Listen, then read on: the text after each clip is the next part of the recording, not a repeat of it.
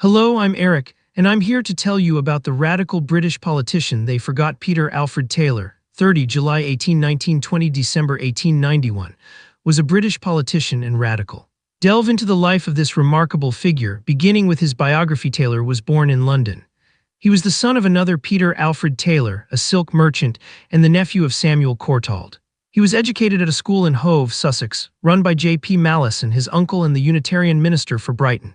Here he met Clementia Doughty, known as Mentia, whom he married in 1842. In the late 1830s, he joined the family company of Samuel Courtauld and Co., later becoming a partner. The wealth from the company was what allowed him to develop and fund his radical interests, something which he conducted in concert with his wife. Like his father, he was active in the Anti-Corn Law League, which was established in 1839. The Taylors were Unitarians and supporters of the South Place Chapel at Finsbury. Forgotten figure challenged the status quo with a passionate and uncompromising vision after unsuccessful candidatures at Newcastle upon Tyne in 1858 and Leicester in 1861. He was elected unopposed as a Liberal MP for Leicester in February 1862. At his election, when his program included abolition of church rates and separation of church and state, he was attacked as anti-everything. He was a member of the London Emancipation Society, founded in 1862 to promote the cause of the northern states in the American Civil War. He was a vice president and one of the few middle-class supporters of the Reform League, constituted early in 1865 to campaign for manhood suffrage in the ballot, and appeared on League platforms during the parliamentary reform crisis of 1866-7. He attempted to achieve unity with the National Reform Union, which sought the more limited aim of household suffrage. With John Stuart Mill, he was a parliamentary spokesman for the Jamaica Committee, formed in response to Edward John Eyre's brutal suppression of riots in Jamaica during the Morant Bay Rebellion. In 1863, Taylor bought the freehold of Aubrey House, a large detached house in the Campden Hill area of Holland Park in West London.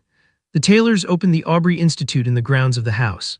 The institute gave young people the chance to improve a poor education they might have had. The Taylors were closely involved in the movement for Italian unification, and Giuseppe Mazzini was a frequent visitor to Aubrey House. A reception for Giuseppe Garibaldi was held at Aubrey House during his celebrated 1864 visit to London. Mentia Taylor's Pen and Pencil Club at Aubrey House, at which the work of young writers and artists was read and exhibited, became noted. In addition, Aubrey House was known for salons with radical attendees.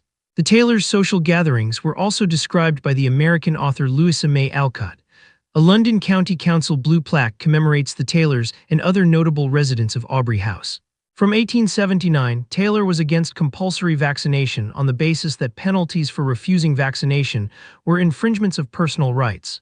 He commented that vaccination was a delusion, a baseless superstition, that it afforded no protection from smallpox. Leicester was a hotbed of political debates about vaccination in the context of sanitation and quality of lymph available for the working classes. Taylor was president of the London Society for the Abolition of Compulsory Vaccination. In 1873, ill health forced Taylor to retire from London to Brighton, where he founded clubs for working men, notably the 19th Century Club, a forum for advanced radical and secularist views. He stood down from Parliament in June 1884. Peter Taylor died at home on 20 December 1891 and was buried at the Extramural Cemetery in Brighton on the 23rd. His obituary in the Englishwoman's Review remembered him as one of the oldest supporters of women's suffrage. In the House of Commons, he voted with John Stuart Mill in 1867 and never once failed to record his vote in favor of women's suffrage in every division which took place from that time until 1884.